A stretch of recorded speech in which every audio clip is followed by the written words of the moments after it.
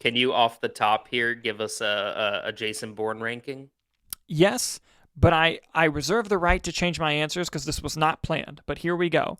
And my number one movie may shock you. So, worst to best, the worst one is the Jeremy Renner one, and it's not a bad movie. It just was a weird step for the franchise, and Jeremy Renner did really well.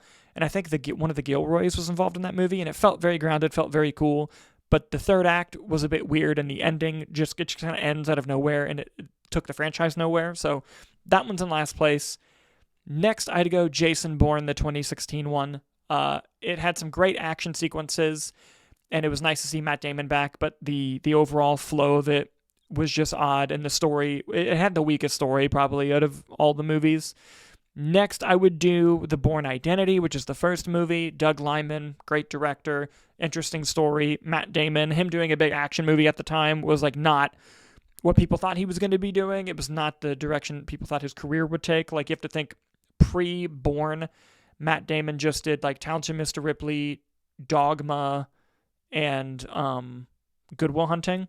And then he did Jason Bourne, which was like a crazy career move. Second place, I would do most people's number one choice, which is The Bourne Ultimatum.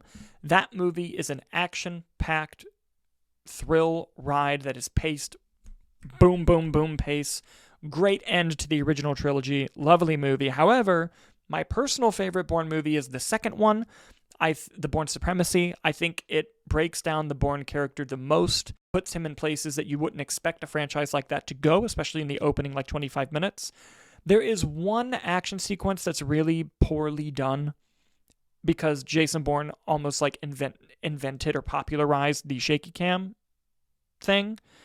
But Jason Bourne did it in a way that it wasn't used to hide choreography or hide poor stunt performers. It was just stylistic to the type of movie, and it still had great choreography. You still could see where all the action was. You could still tell what was going on. But there is one fight scene in Bourne 2 that is just bad, where it didn't utilize that well at all. Now, other than that, though, you find out so much. Like so much happens in Bourne Supremacy that like I feel like people sleep on that movie. I think it's the best one. So there you go. 2, 3, 1, 5, 4. Boom.